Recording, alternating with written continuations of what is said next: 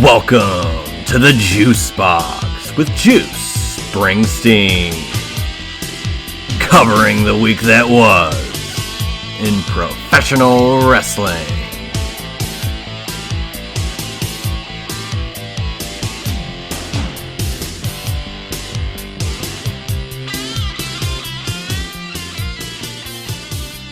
The second half of the biggest pro wrestling weekend in probably almost 40 years concludes here on the Juice Box with another predictions show. This time, the WWE Variety. This time, an ECW show. And this time, again, with the Apron Bump. Welcome back into the Juice Box, brother. This time around, we're going Palooza. It's Wrestlepalooza. Is that a Seinfeld reference? No. Oh, I always assume it is. Yeah, I can get you to think anything is Seinfeld because I sell it. You know, it's all about the believability. It's the vibes. It's all the vibes with you. It's not a lie if you believe it. That's very true. Yeah. Reaching into the ECW archives for Wrestlepalooza, I'm surprised they didn't go with Orgy of Violence, but maybe that'll be next year. Maybe that's 2026. We'll keep tabs on that. We absolutely will. And as if, you know, it wasn't enough to screw over Tony Khan and AEW by putting a PLE initially head-to-head against All Out, they decided to utilize an ECW pay-per-view name when Tony Khan is one of the bigger ECW fans ever, and that's utilizing Wrestlepalooza. This is happening in Indianapolis. I assume Pat McAfee will be there. This is a loaded card, a loaded promotion for this show, considering it's the first one, the first PLE on ESPN with this WWE ESPN partnership. Not sure how everybody's going to be able to watch it because of all companies to not be clear with how to watch their product when they shove it down your throat every other time they put on a show. This is a very interesting show because like Xfinity's covered and Hulu's covered, but your YouTube TV and some other streaming outlets aren't really covered. We really don't know what's going on. Actually, you know, I think even Xfinity is kind of up in the air. I think it might be assumed, but seemingly we don't know. So I know where I'm going to watch it, where other people are watching it at a live venue. But for others, it'll be interesting to see if it's going to turn out smooth or not. First of all, I do want to ask you, what are your thoughts on WWE going from Peacock to now ESPN after they've already done the Netflix deal? They got all these other deals in the works. Mm-hmm. What are your thoughts on the ESPN of it all? And then I'll ask a follow-up question in a little bit about that. Yeah, I mean, business-wise, it's, you know, it makes sense. You know, with the TKO and all of that synergy, it makes sense to kind of expand to ESPN, especially since wrestling's been talked about more in the mainstream in more recent years than it has been. As a consumer, not too pleased, especially as an old school wrestling watcher like myself. I like to have just the ease of access for all those archives and even, you know, the live PLEs today. It was very easy on Peacock to just open up the app and it's there. Maybe that's how it'll be with ESPN. As, again, still a little, I'm curious as to how it's going to work. So I'm skeptical, I guess. It is what it is. I mean, they're everywhere. Like you said, they're on USA, they're on Tubi, they're on, I think, main events on Hulu. Like, they're everywhere. YouTube. So diversifying makes sense from a business perspective, but as a wrestling fan, it does get a little draining, but what are you going to do? Tubi. Is that their thing? Yeah. You don't watch Tubi? You don't watch Evolve? Do you watch Evolve? No. Okay. But I watch Tubi. Tubi is a great selection of horror movies. And I stumbled onto Tubi back in the pandemic because really didn't have much to watch. And it was one of the first like built-in TV apps that I ever really dove into because I had a lot of time on my hands. I'm like, this is crazy that they're just having it for free. And my favorite part about the obscure movies that they would have, they'd have some obscure movies, but they'd have some other more mainstream stuff that they would put on. But like the copies of the movies that they would put out is like whatever they had. So if it was like a VHS release, that's what you were getting. Oh, So really? you'd get, yeah, like weird looking like lines and The or like it, tracking, yeah. yeah, like it was like a weird copy of a copy, or maybe it's just a DVD copy. So I love that. Well, we have it. If you want to watch it, we got it. You Yeah. know, however you want to watch it. So I was kind of on board the Tubi train for a while, but yeah, they're in every single streaming service, as it were, outside of like Amazon Prime, which you know currently got the NFL game on, and they just did a promotional spot for All Out. So you love to see wrestling being pushed everywhere. Yeah. But in addition to the ESPN housing of the PLEs, you're going to get Sports Center, I believe, you know, at at the show or around the venue, and you're going to get your Tyrese Halliburton, you know, Indianapolis or Indiana Pacers connection there. Like I said, with Pat McAfee being there, that's going to be a lot more publicity for it. My big concern, and I think probably where you lie additionally, is where the classic content goes. Now, the Peacock deal is up at the end of this year, and that's really not known where the classic stuff will lie in fall.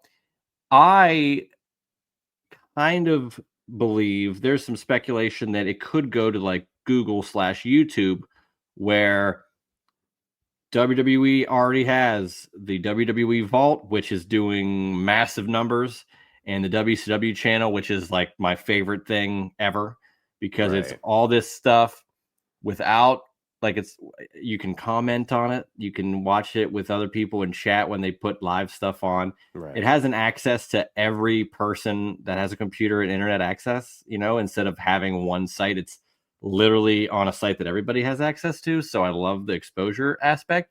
And ECW, to tie in with Wrestlepalooza, they are probably going to get a channel sooner rather than later, considering there already is a channel called ECW, but nothing's been uploaded yet. I think they're just waiting to do that. So if that's where they want to leave their classic content, be my guest, because they have a schedule for how they do WCW, for example, where it's like a match per day. And then on Saturdays, you'll get like a special episode of TV. And then on Sundays, you might get a full pay-per-view or a Clash of the Champions.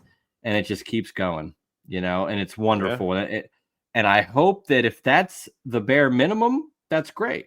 But I've also heard, what if WWE got it to YouTube where you get a channel on YouTube TV that's classic content? And because, there's always room for more channels on a streaming service. That could be something they dive into. So I ask you, someone that loves classic wrestling, you cover classic wrestling on your show, the Apron Bump. I've been a part of said shows. It went from physical media to WWE 24/7 to WWE Network to Peacock. Where do you see it going next? And if you had your choice, what would you like to see with it? Going with ease of access Oh, probably being the number one piece of business there. right. I mean, if I had, my way, I mean, just bring back the WWE network and just have it all housed there, just have it just, but I just don't think there's unfortunately enough of a demand for that classic stuff as much as guys like me and you love it. I just don't think Yeah. that's what's driving people. So, even like on Peacock, like they only had like sparse, like if I wanted to watch like a WCW Saturday night, they only had it up to like 93 or something. Um, so it doesn't seem like there's a hunger to upload more stuff there. I do see it, like you said, just transitioning to the YouTube realm as it already kind of has.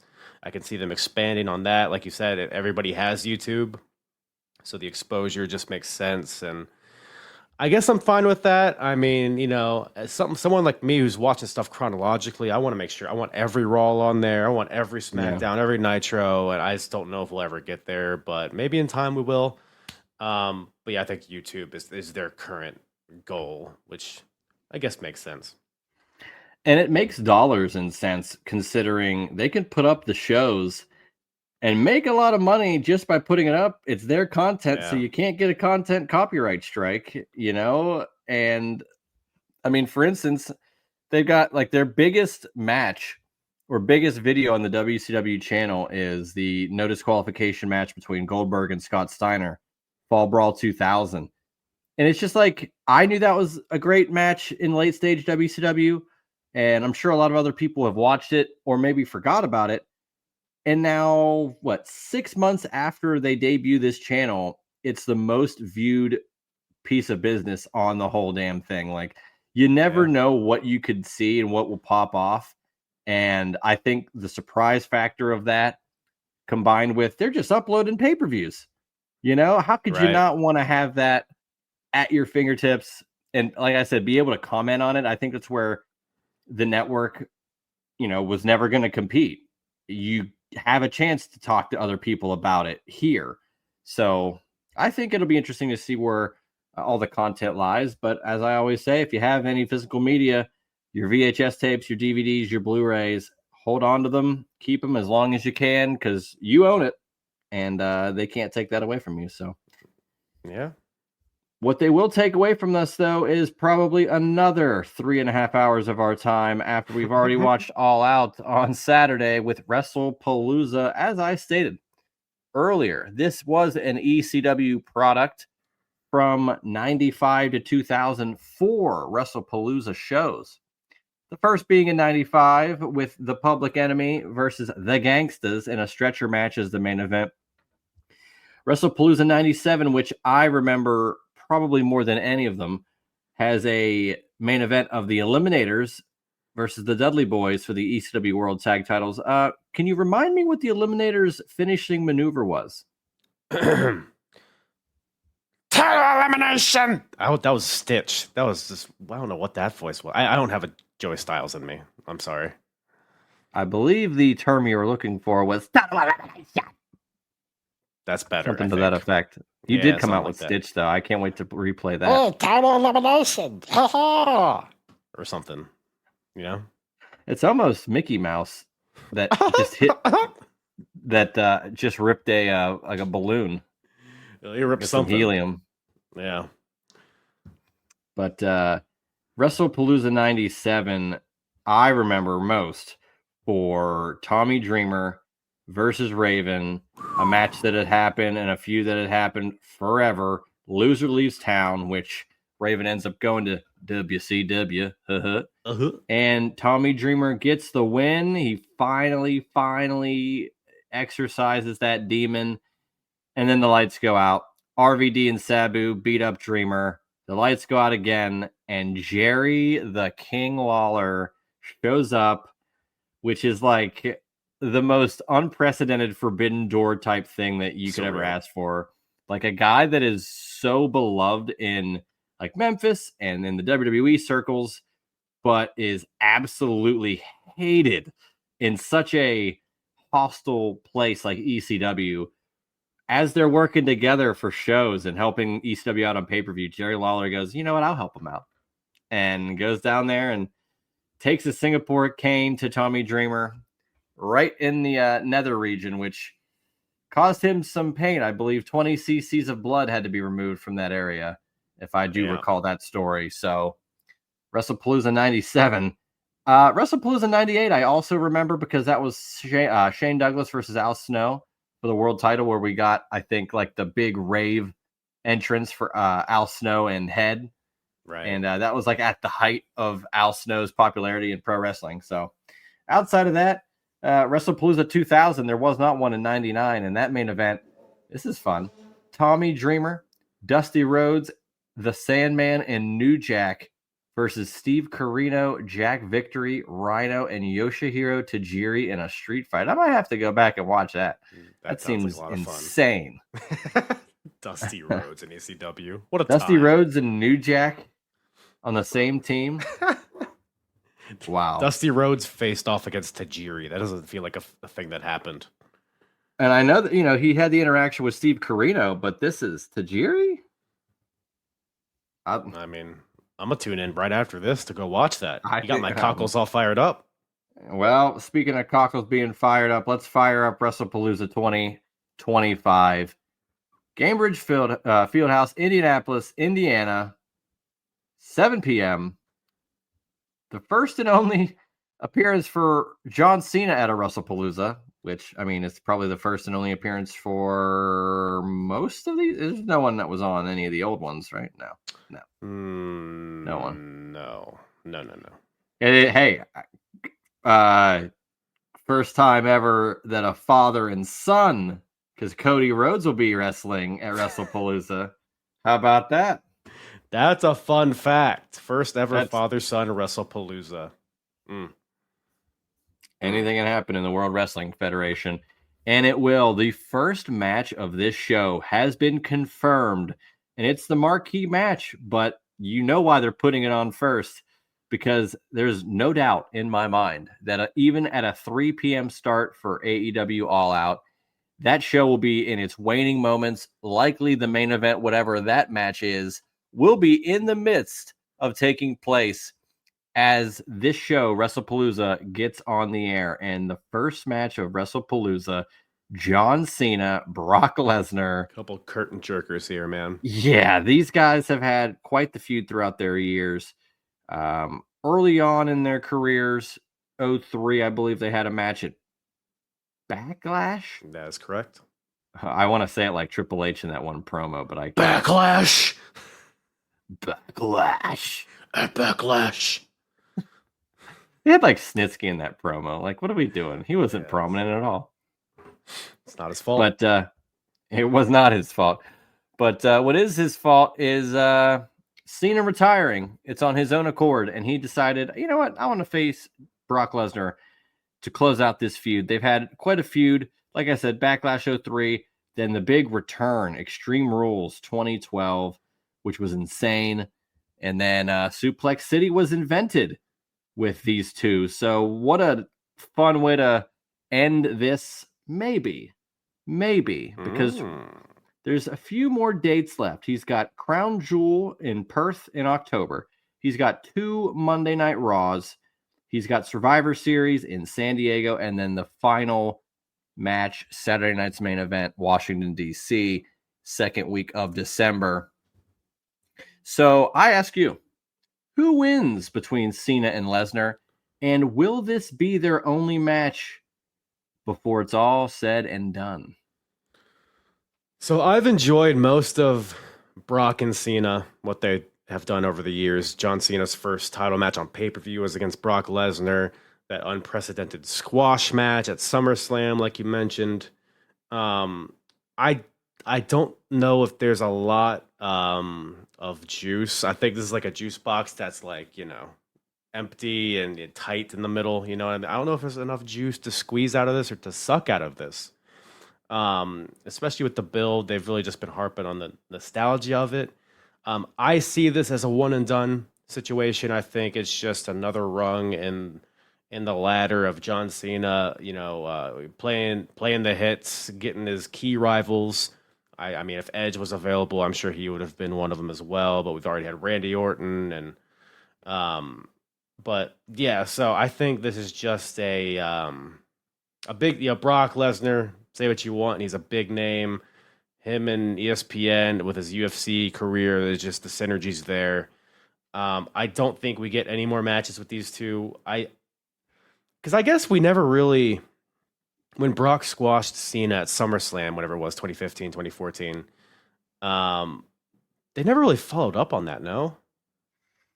No, I think that was 2014 because Cena, what was that, 2014? Or was, because 2013 was Brian. I'm kind of confused on that. Yeah, because Brian and Cena was 1 year. Yeah, so Cena Brock was 14. So 2014.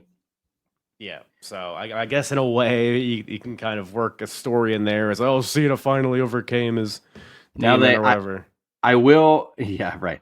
I will say this. I forgot that led up to I always say a top 3 triple threat match in the history of pro wrestling between Lesnar, Seth Right. Rollins, and Cena at Rumble 2015. And then we get, that Mania 31 where Rollins cashes in. How apropos, because that's where we're at now with Rollins being world champion after cashing in.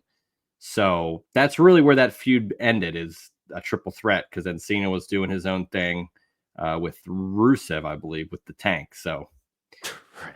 yeah. So ultimately, who do you got winning this thing? Do you think Cena just does the hits and wins? Because we always talk about it. We talked about it with All Out.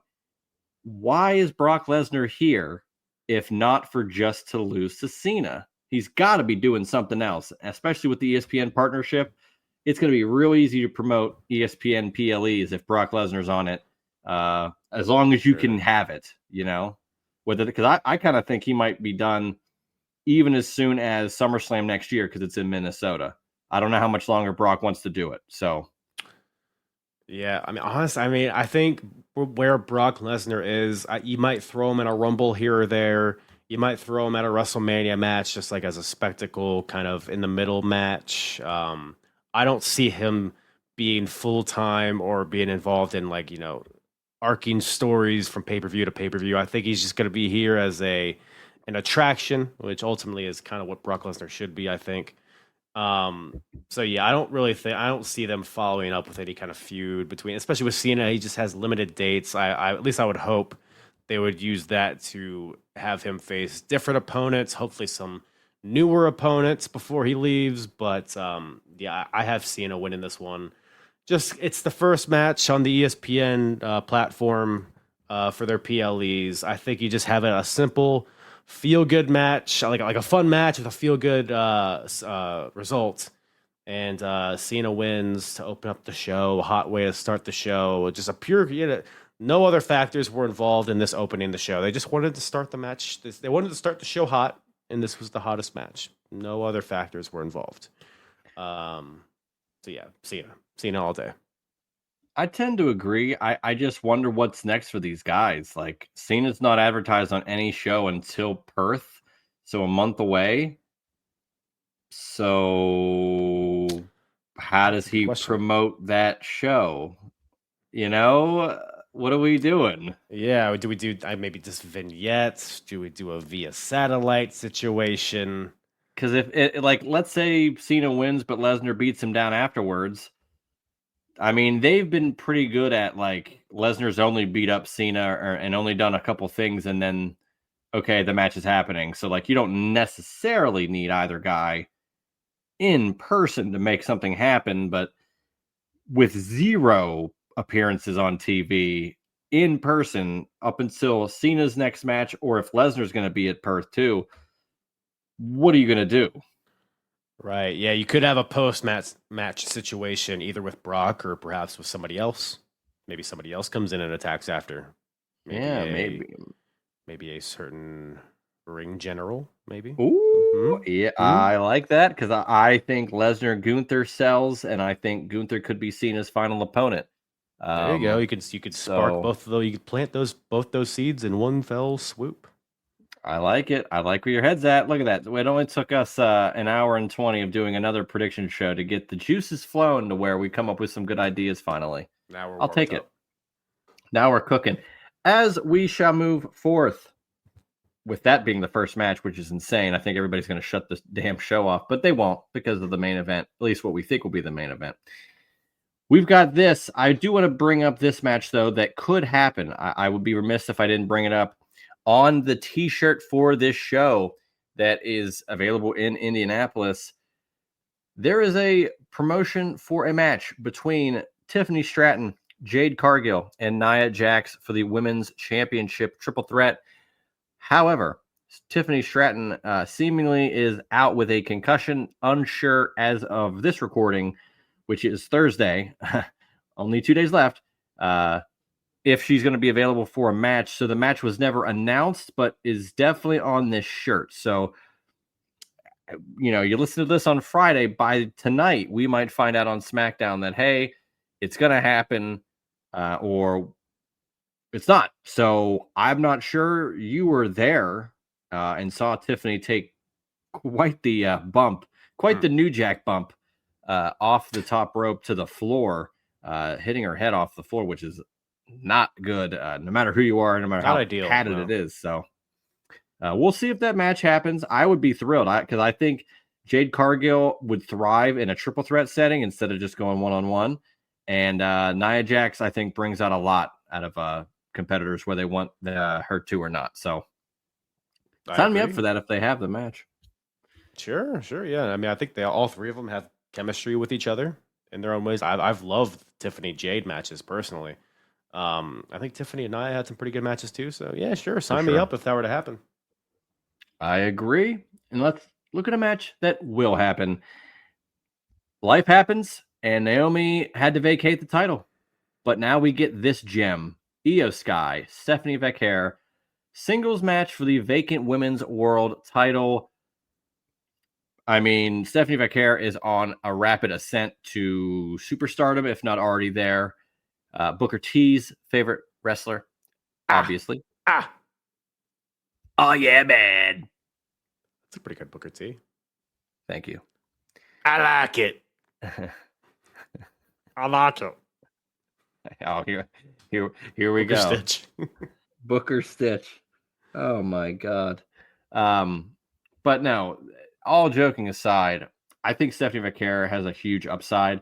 And I want to say that we could be on the precipice of Stephanie Becker versus Rhea Ripley as soon as next year's WrestleMania.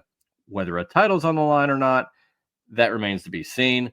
But I ask you, pretty simply, is this the time to put the title on Stephanie Becker, knowing that Naomi will come back? She said if she has to be breastfeeding and come back into the ring at some point, she will. So that's looming. And whoever wins this, you might get a rematch and you might have a treasure trove of women getting in line to take one of these ladies on. So who you got winning? I think Stephanie Becker has it all to win it now. That's just me. I would agree. I think the women's division over there is pretty wide open with Naomi bowing out for a few months.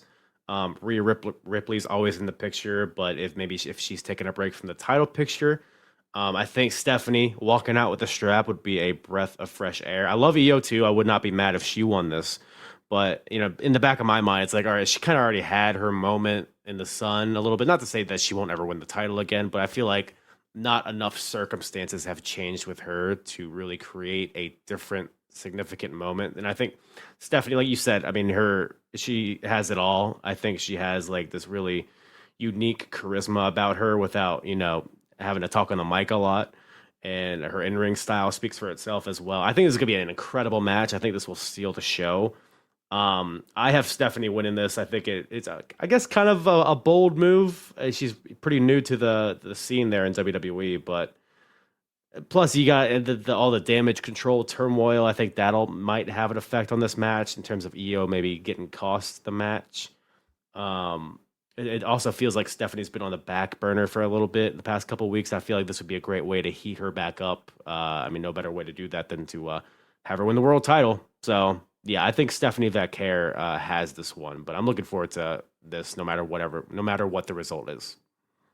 I tend to agree, and I really think, especially with the rumors, being out there, that could WrestlePalooza be a huge show going forward? Maybe not necessarily Big Four or Big Five, but if the first show does well for ESPN, it would behoove them to go, well, the first show for ESPN just happened to be WrestlePalooza, and we know that ESPN liked that success, so let's just keep running that specific show. Like, they could do, like, Crown Jewel could be great and everything, but the first show for ESPN, I think, really matters. And I think if WrestlePalooza as a brand has a successful go-round, they will really, really want to do it again and again and again. So to capitalize on that, cash in on the moments, Cena and Lesnar to start the whole damn thing. I think something like Stephanie Becker, like you said, a breath of fresh air to win would be something. The main event is something we've never really seen that I think, will probably turn out in a good way. So I think you get a lot of great moments on this show so that it's really memorable.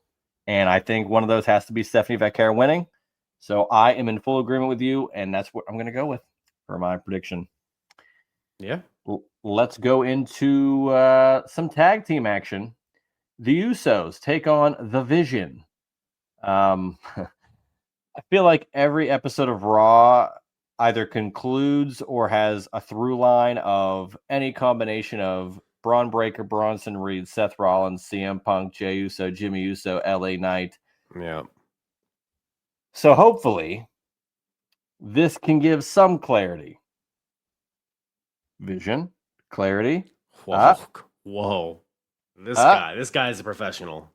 This is why he gets paid the big bucks.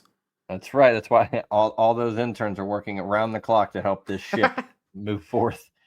But I like that the Usos are getting this shot again to be a tag team. It's always nice. I ask you this. This is my only question for this match because I don't think the result matters as much as this. Are we on the precipice of a Jey Uso heel turn? I am inclined to think if anyone turns heel in that situation, he's not in this match, but I think LA Knight could be somebody that would turn heel. I can't see them walking away from the yeeting. They love the yeeting, the crowd participation. I love eating. Eating and guys. eating. That's all they do over there. So I think I do like the tease, but I don't think they'll follow through with that with Jey. I do like that Jey and Jimmy are back together. I don't think Jey. I think he needs some time off from the world title scene, from the major singles scene. Him and his brother. I mean, one of the best tag teams going in the past. So never hate seeing that. And I mean, in terms of this match, I think the Vision needs a win here. I think they've, Roman just beat up on old Bronson Reed at Clash in Paris, and it feels like they're always on top at the end of Raw with beatdowns and whatever. But we need a bell to bell win here, and I think with the Uso turmoil, that could lend itself to a path to the Usos losing, or maybe LA Knight gets involved, which he probably will. Maybe cost Usos the match, but yeah, I have Vision winning this one, but. Yeah, we'll see. I'm intrigued by Jey Uso and his character shift, if there is going to be one. So, I tend to agree with pretty much everything. I think the Vision absolutely needs a win because it seems like Roman Reigns has just been like, no. You don't get to win everything. You don't get to have it all. Not yet. Because I'd like to see the Vision get the tag titles. Like, if you're going to really run with this thing. Sure.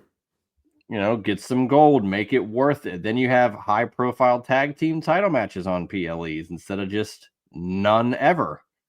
You bring up LA Knight, and I think it sounds crazy, but having Jey Uso turn heel, I think is way more believable and doable than having LA Knight do it, purely because I think the thing is always going to be over no matter what. And I think that you've done the same with Yeet. But you also have another Uso that you could just flip with. And if you have Jey Uso as this mega babyface, if you turn him on his brother, you automatically create a higher level of Jimmy. And then you can push Jimmy to the moon. So where you've already done that with Jey. Jey always will have Yeeting. He'll always go back to that. Right. I think if you do that with LA Knight, I think LA Knight had his big, couple of moments, big title match opportunities, the Cena thing, and yet still hasn't gotten there, hasn't won anything. I think if you turn him heel, you really run a risk of him never getting back to that. I think he'd get more shuffled in the mid card as a heel. I could be wrong. I've been wrong before. Damn it. On this show, I'm always wrong. Mm-hmm. But I just think you have a built-in face to build if you turn one of the Usos heel. And that's where I'd like to see it. Because then you could have LA Knight versus Jey Uso. Like, how did you turn on your brother? And Jimmy could be out for a while, but then Jimmy can come back and, the fans get around Jimmy. Maybe they got a phrase ready for Jimmy. You don't know what they've been building, They could have been in talks of like, how can we get? They could not have anticipated Jey Uso getting as over as he ever did, and I think they probably know that maybe it's not easy, but it is as easy as doing yeet and doing a hand motion and having a hit song. Like, could we come up with that for Jimmy? Why not? So, like, if they do that in the lab that is WWE, I could see that happening. I mean, I'm interested regardless because they did tease the LA Knight thing with the BFT, but to me, that's just, that's the DTA of LA Knight. Right. That's the Steve Austin coming out. So I feel like that attitude of LA Knight kind of, for me, lends itself to be a more effective heel. I mean, he's you could look at his work in TNA and his heel work even in like NXT. I think he's has this cocky attitude. He wouldn't really have to change that much. He would just have to be more aggressive and attack the baby faces. But I think he just would slide into that slot a little better. And I think his ceiling as a heel is higher than it is as a babyface. Personally, I think as a babyface, he's always like that probably middle of the pack main event, but I don't think he's ever going to be the guy. I think as a heel, he at least has a shot at rising above because nobody's as convincing on the mic as he is, in my opinion, in WWE. So it could go either way. I mean, the intrigue is there, like who's going to turn on who kind of thing, and that's always good. I would prefer the Usos stay together, whichever way they do go, personally. Right. I don't think we need another Jey and Jimmy deal. No. Well, the dynamic would be different this time around. That's what I'm saying. Like, well, we couldn't do it right with Jey as the baby. Let's try it different. But you know how they don't like to throw away money. Then he just won the Rumble. Right. Exactly. We'll have Jimmy win the Rumble next year. Oh my God. No, that's Sami Zayn. Yeah, I think so. I think you're probably right with the LA Knight as a heel thing, but I think he's more or less of a tweener. I think he's in between both at any point, which is good and bad because you have the pieces to be the heel, but like you got to have that extra edge to get over to be like, okay, yeah, but you're like Randy Orton. Like Orton's in between, but if he really wants to be a heel, he's dastardly. Like there's a separation. And I don't know if LA Knight has that. I don't know if Jey Uso has that. We've seen it with LA Knight before, but not to this scale. So I would be I'm intrigued either way, but I think ultimately the Vision needs the win. So that's who I'm going to go with. Maybe he just needs to go back to Max Dupree as a heel. Thoughts? I doubt it. Bring back Mansoor and Massey. Get the whole clan back together. Let's do this one more time. Worked so well the first time. I think so. What a disaster. Yeah. I mean, look, again, the intrigue of it, especially with what I think is going to happen in the main event, I think the Vision needs a win. So I think they're going to take the match. And like I said, give them a tag title run. What the hell are they doing with the tag titles as is? Quick, who's tag team champions? That's on SmackDown. I was going to say the Wyatt Six. Yeah, no. Oh God, it's not. It's not the New Day. Who'd they lose to? I don't know. Who are the tag champs on Raw? I believe it's the Judgment Day. I'm like 99% sure. Oh, they just don't defend it. That makes sense. Yeah, why would you? Well, there you go. That we need more. That's ridiculous. That I can't even come up with it. I know I'm supposed to know everything. What am I doing? I had to look it up earlier. Well, yeah, if you wouldn't have, I would have had to. So I guess it makes all the sense in the world that we came to the conclusion. 2 people had to figure out who held the Raw tag titles. The pizza belts, as I like to call them. Yeah, it's better than the nickel belts that they had before. The nickel and penny belts. Yes. They didn't look that great. I think they look interesting, but I don't think they should have been sustained as these are our tag titles. Yeah. I think if you come up with it as a concept, oh, okay, I could do that. But actually picking the design, all right, we should have just been it's a cool concept, but I don't want to push through. Let's figure something else out. Yeah, it's a good first draft. Speaking of first draft, Cody Rhodes had a first draft, and it was a great one. First title reign was successful. Lost the title, and here is his second. But will it go down in flames so soon? Only one man can make that distinction potentially, and it's the one and only Drew McIntyre. Singles match for the undisputed WWE title. I think Cody takes this, but I don't think this is the last match between these two. And I don't know what that means necessarily for Crown Jewel in Perth, but I like to think that we'll get a second match because I got to be honest, out of all the things going on this Wrestlepalooza card, this Cody Drew thing is just there for me. It's just been happening, and Drew kicked Cody through the announce table, and now Cody's jacked for hyping up the Street Fighter movie, and I think they're going to be a stipulation match at some point soon. So give me either a DQ or something. But I don't think Drew McIntyre is walking out as champion. I think Cody Rhodes keeps his title for now. Well, let me tell you something, pal. I think you're wrong. I think old Drewsome McIntyre walks out WWE champion. Because I would agree. I think, look, Cody, I feel like he's almost like awaiting a new arc. To me, it feels like he's just a guy that's a champion. And I feel like him losing the belt to Drew to set up a potential rematch. I mean, he could even just win it in the rematch. Who knows?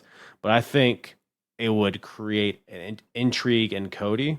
It would add intrigue to the story. Like you mentioned, there's not a lot to it now. What better way to light a fire under it than to have a surprise title win here? And then Drew McIntyre is a guy who also, he needs a little bit of something. He does. He always seems like he gets something and then it's always taken away immediately. Like he has all the tools. He just needs the lumber or the gold. And so yeah, I think Drew has a shot at winning this. I'm gonna go with Drew. I acknowledge that Cody's probably the safer answer here, but I think there's definitely, again, you mentioned earlier, this Wrestlepalooza thing, it's a debut on ESPN. I think this may be a first step in establishing almost like a secondary WrestleMania for WWE. And I think having these big moments like Cody losing to Drew McIntyre, I think that'd be a huge one. So I think all the stars align here. I mean, you could have Drew drop it to Cody in Perth, or you could have Drew, it could be Drew and Sammy at WrestleMania. We're jumping a lot of steps here, but yeah, well, that's what we do here on the Juice Box. We like to be ridiculous and plan 7 months ahead of time. Yeah, I like it. I've always been a fan of like, well, what the hell? What could go like? Let's just give the title to Drew. We brought it up on All Out. Give the world title to Mark Briscoe. Like what? There's never a finality. There's going to be another episode of Dynamite. There's going to be another episode of Raw or SmackDown. You got to keep going. So, like, if Cody Rhodes loses the championship here, does that mean Cena's 17th reign was not worth? Like, it doesn't matter. It's all about what's now. Like, if Cody were to lose the title, I don't think it affects what John did or how Cody won that in that match, which was an amazing match. Especially, you can have a way that Drew wins it this little dastardly, sets up a match worth a stipulation where Cody could get it back. There's a lot to be done there.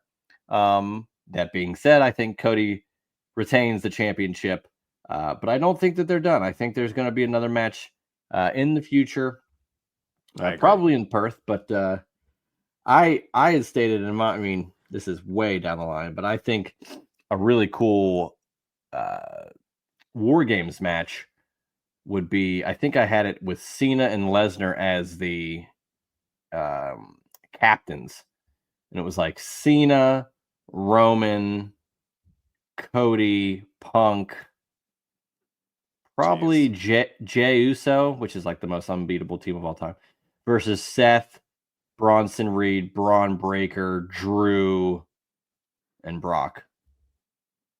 Brock Lesnar in War Games is just so funny to me. I kind of want to see it, though. Well, if there was a roof, he'd rip it off.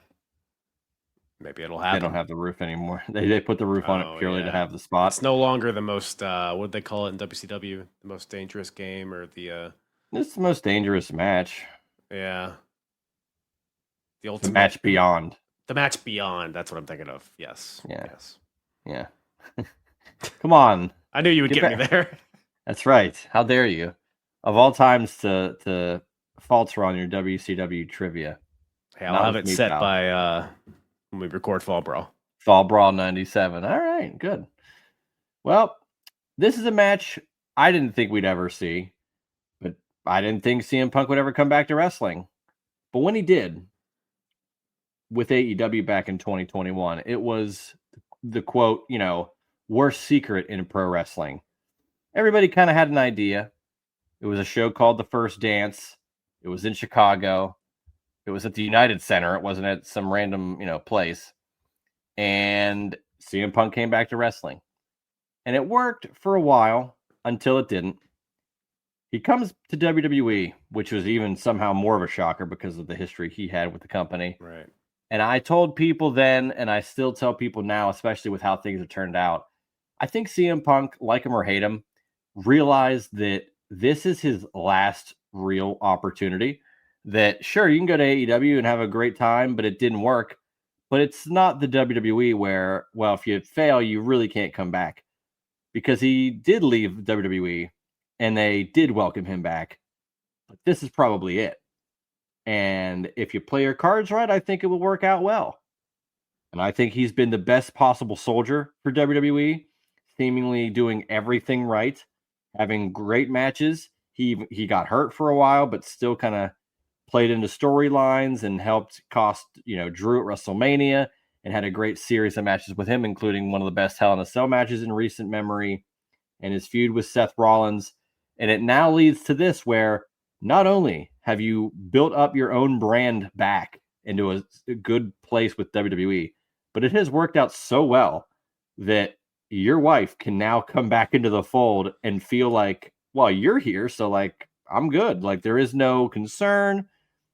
And this is also the first time both these guys, CM Punk and AJ Lee, have been on TV acknowledged in kayfabe and in real life as actually married. So this is a thing they never got to do anytime before. They got married after Punk was gone from WWE. And now it gets acknowledged and they get to run this awesome mixed tag match. Seemingly will be the main event of WrestlePalooza against Seth Rollins and Becky Lynch. I love that this has happened. I think the response to AJ Lee has been so incredible because you always think like, what happens if blank comes back? How are they, how would they look at him? Will they get that love? And Punk, it was nuts. AJ Lee came back. It was nuts. And now we get this match that works in story. And I really think that we're going to see potentially a program down the line with AJ and Becky with that IC title being the most important title in the whole damn company, seemingly, for the women. So initially I thought this could be a title for title thing, but I think that's too much too soon. And we've been talking about moments. I think Punk and AJ Lee get this win, have a great moment. And I think AJ Lee ultimately pins Becky Lynch. And we get to move forth with those two. And I guess another match with CM Punk and Seth Rollins. So what say you? I was with you. But I mean, I agree with you, but like AJ Lee beating Becky makes sense. I see that happening as well to lead to an eventual one-on-one match for the women's IC title, AJ versus Becky. I'm pretty confident that's probably where they're going. Punk and Seth, man, I don't. I mean, where else can you go? I mean, I guess Hell in a Cell or something, but like, I don't know. I just don't think enough has altered in their dynamic to create an interesting feud going forward with them. Obviously, with their ladies by their side, it adds a different element to it. But them just one-on-one doesn't really tickle me where I need to be tickled. No. But I don't know. I mean, I guess their matches are fine, but yeah, I'm definitely more intrigued by the AJ and Becky side of this. It'll be fun to see CM and AJ.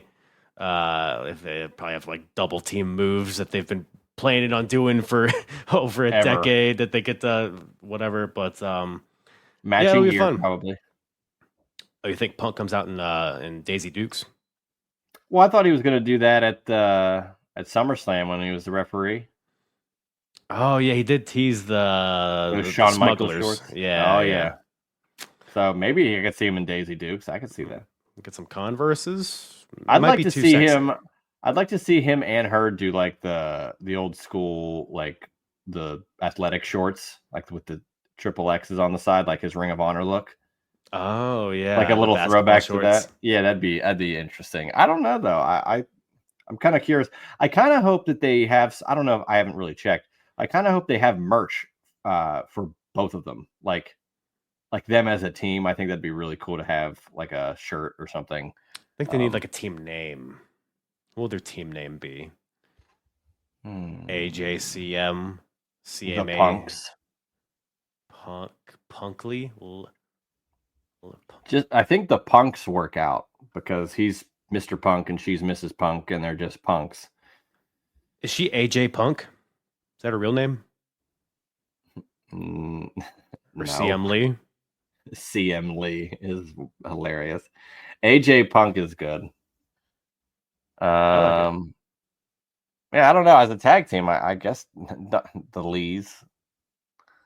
Yeah, Punk is definitely a guy that would take her last name, I think. Well, didn't he said you know me as AJ's husband? Like Right. he put that out there in the last promo. So Love it. it Love him leans into that. fangirling. Well, again, I think he's thrilled that like he came back to WWE and it actually has been successful. I'm sure he Yeah. was very cynical about it at the start, but he probably knew like, look, if this doesn't work out, it ain't happening. Nothing's gonna happen. But he worked through everything and has been a good soldier the whole time. And now he's reaping those benefits. And I think he's just thrilled that like he probably feels a little bit in his mind like, wow, I really pulled one over on WWE. Like they probably thought I was gonna ruin all this and I was never gonna do anything. And lo and behold, I came back. I'm having great matches. I got to bring my wife into this. Everything is great for CM Punk, you know? And I also think part of that's Vince not being there because I'm not sure if the landscape would have dictated that. And we knew Punk and Triple H and like all the backstage stuff probably was up in the air, but he seems to be a professional now. Jack Perry's not back there, so I think all is good. Yeah. He's not working with children anymore. Or people that couldn't run a Target. Yeah. I mean, these people can at least run a what's above Target? I guess Walmart. That's below. Walmart's below Target, I think. I don't think Home so. Goods? What? I think Walmart's a bigger, more celebrated. It makes more money. It's a bigger company. Well, it's that, but in terms of like quality, like Walmart has everything. All right. No. Wait a second. Having a fancy time at Walmart, are you?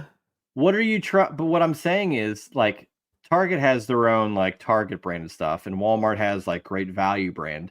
But Walmart has all the main brands at a pretty affordable price. That's pretty, I would say, cheaper than Target. I think Walmart's the cheaper of the options, and it has the same brands. So what am I missing? What are you trying to? If I could just get my wife in here to just tear you apart. Target, I mean, Target's the vibe, right? You can talk about all your prices, your inventory, whatever. I mean, those red carts, man, they always just go so smooth. You look at the candles, you look at the dollar section. They have their Target brand clothes. I like the smell of the. I don't know if you were able to have a Target that had the food court, but the smell of popcorn when you walk in.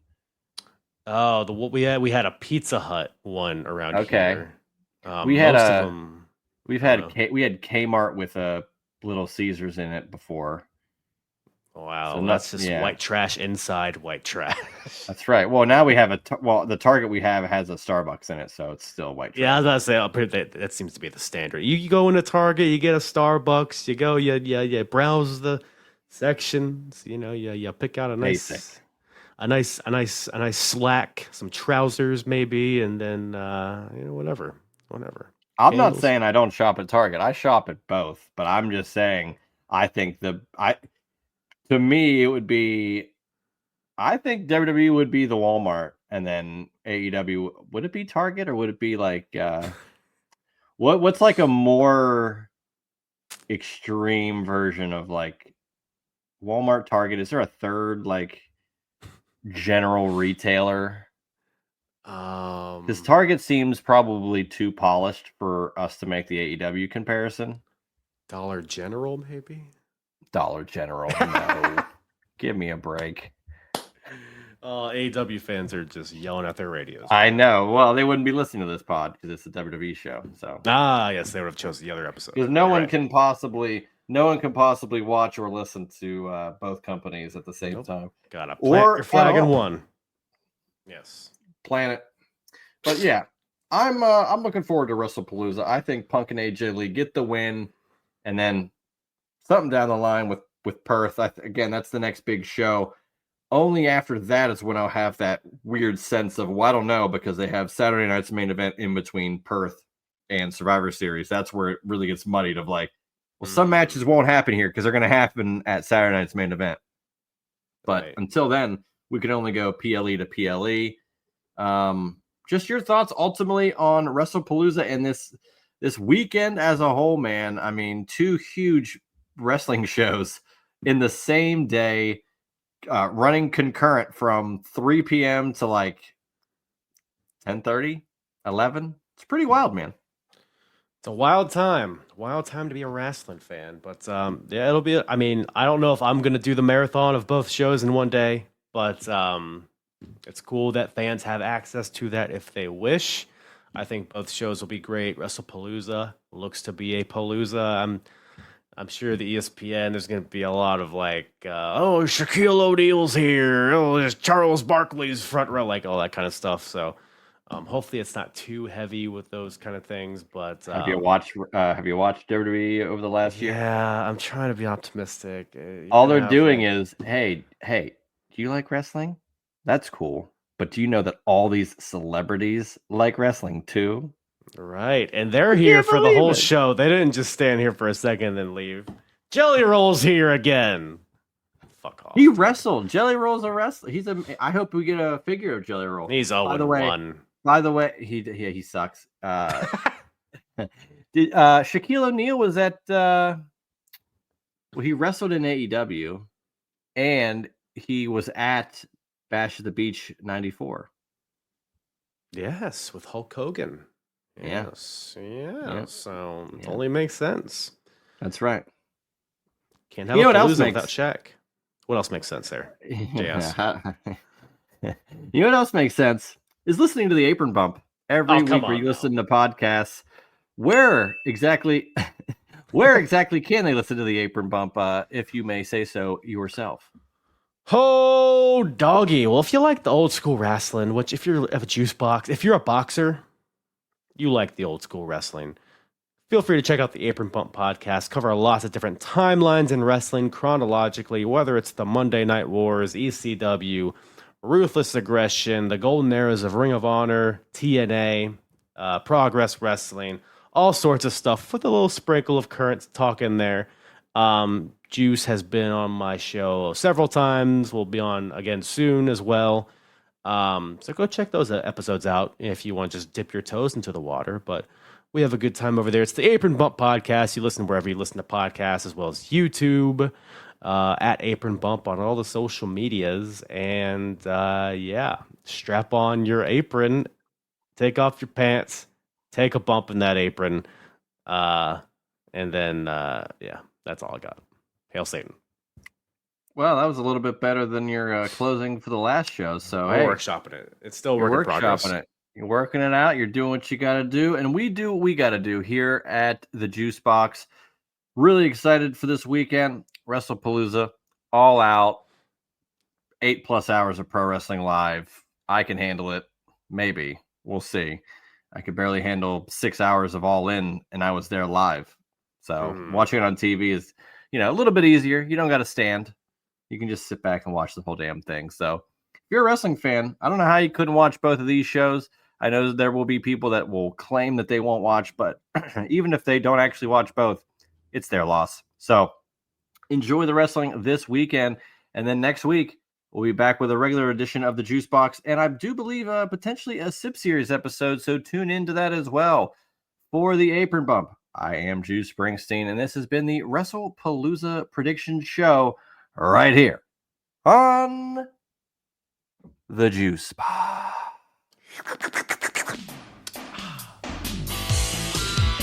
That was the Juice Box with Juice Springsteen. Make sure to subscribe to the Juice Box wherever you listen to podcasts.